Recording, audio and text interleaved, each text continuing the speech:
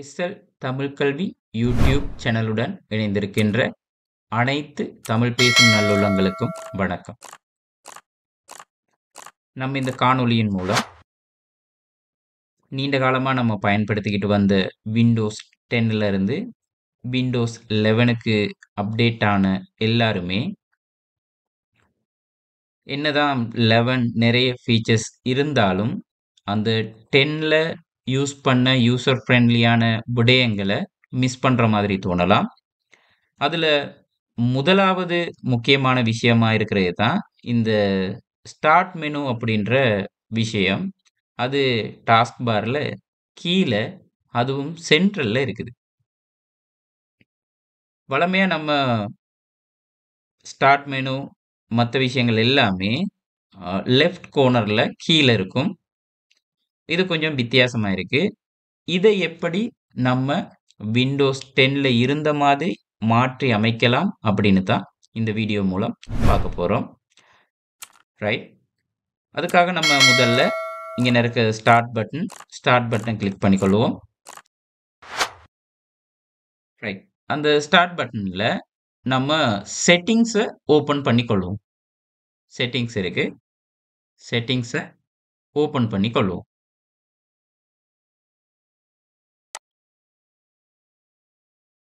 சரி, இப்போ பார்த்தீங்கன்னா நம்மளோட செட்டிங்ஸ் ஓப்பன் ஆயிடுச்சு.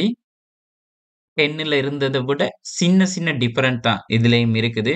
கிட்டத்தட்ட இது வந்து மொபைல் யூசர்ஸ்க்கு, ஆண்ட்ராய்டு யூசர்ஸ்க்கு ரொம்ப ஃப்ரெண்ட்லியாக இருக்கும். அந்த மாதிரியான மெத்தடில் தான் இது அமைக்கப்பட்டிருக்கு. அதில் உள்ள ஏனைய விடயங்களை நம்ம அடுத்து பார்க்கலாம். இப்போ நம்ம எப்படி இந்த மெனு பாரை மட்டும் நமக்கு எலைஜ் பண்ணிக்கிறதுன்னு தான் பார்க்க போகிறோம். அதில் இந்த இங்கே இருக்கு பாருங்க, செட்டிங்ஸ் ஓப்பன் பண்ணேமே சிஸ்டம், ப்ளூடூத், அதுக்கப்புறம் நெட்வொர்க் அண்ட் இன்டர்நெட் அந்த விஷயங்கள் இருக்கு. அடுத்து இருக்கு பர்சனலைசேஷன் அப்படின்னு இருக்கு.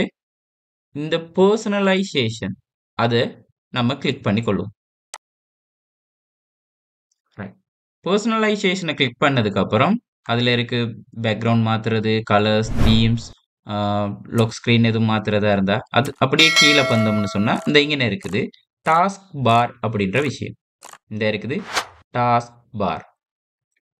அதை கிளிக் பண்ணோம்னு சொன்னா அதுல உள்ள டாஸ்க் பார்ல என்னென்ன வரணும் அப்படின்ற விஷயங்களை கொடுத்து வச்சிருக்காங்க. சிலதை நான் அதுல ஓஃப் பண்ணி வச்சிருக்கேன். அதுல கீழே பார்த்தோம்னு சொன்னா இந்த கடைசி எங்கே இருக்க டேப்பை பாருங்க. இதுல இருக்குது டாஸ்க் பார் பிஹேவியர்ஸ் அப்படின்ற வார்த்தை இருக்குது. அந்த ஆப்ஷனை கிளிக் பண்ணுவோம். அதை கிளிக் பண்ணதுமே நமக்கு முதல்ல வர்றது டாஸ்க் பார் அலைன்மென்ட் அப்படின்ற ஆப்ஷன். டாஸ்க் பார் அலைன்மென்ட் அப்படின்ற விஷயம் தான் நமக்கு முதல்ல வருது. ரைட், இந்த டாஸ்க் பார் அலைன்மென்ட் சென்ட்ரல்ல இருக்குது. இதை கிளிக் பண்ணோம்னா ரெண்டு ஆப்ஷன் தான் நமக்கு இருக்கும். ஒன்னு லெஃப்ட், அப்படி இல்லைன்னா சென்ட்ரல். இப்போ நீங்க இந்த கீழே உள்ள பாரை பார்த்தீங்கன்னு சொன்னா அது சென்ட்ரல்ல தான் இருக்குது. இதை இப்ப நம்ம லெஃப்ட் கொடுக்க போறோம். லெஃப்ட கிளிக் பண்ணதுமே பாருங்க பார் எங்க போயிருச்சுன்னு சொன்னா லெஃப்ட்டுக்கு போயிருச்சு. கிட்டத்தட்ட நம்ம விண்டோஸ் 10ல யூஸ் பண்ண மாதிரி இங்கே லெஃப்ட்டுக்கு வந்துருச்சு. ரைட், இப்போ நீங்க பாத்தீங்கன்னா இங்க மெனு கிளிக் பண்ணா மெனு பார் இந்த லெஃப்ட் சைட்ல தான் ஓபன் ஆகுது. ஆனா என்னன்னு சொன்னா இங்க லெஃப்ட்ல தான் அநேகமா எல்லா ஓல்ட் அப்ளிகேஷன்ஸும் இருந்திருக்கும். ஆனா இங்க பாத்தீங்கன்னா ரைட்ல மேல கொடுத்திருக்காங்க. ரைட்ல கொடுத்திருக்காங்க ஓல்ட் அப்ளிகேஷன்ஸ். இப்போ மெனுக்கு திரும்ப போயிட்டு இங்க இருக்க ஓல்ட் அப்ளிகேஷன்ஸ் எப்செக் அப்படின்னு கிளிக் பண்ணாலே நமக்கு முன்ன இருந்த மாதிரியே இதுல இருக்க அநேகமான எல்லாமே காட்டும். அப்படி இல்லைன்னா சர்ச் இங்கே வரும். ரைட், திரும்பியும் ஒரு சின்ன மீட்டலுக்காக நான் அதை சொல்லி விடுறேன்.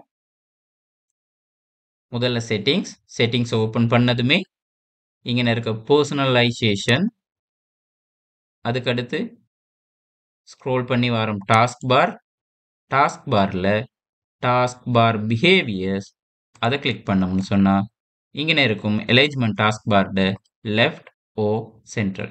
நம்ம அதை கொடுத்தோம்னு சொன்னா நம்மளோட டாஸ்க் பார் இப்படி லெஃப்ட்டுக்கு அலைன் ஆயிரும். அப்போ நமக்கு முன்னே இருந்த மாதிரி விண்டோஸ் 10ல யூஸ் பண்ண மாதிரியே இந்த விடயங்களை நம்ம யூஸ் பண்ணக்கூடியதா இருக்கும்.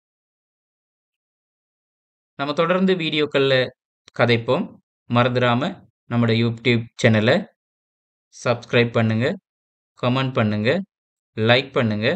அதே மாதிரி இந்த மாதிரியான தேவை நிறைய பேருக்கு இருக்கும். வீடியோவ ஷேர் பண்ணுங்க. நன்றி.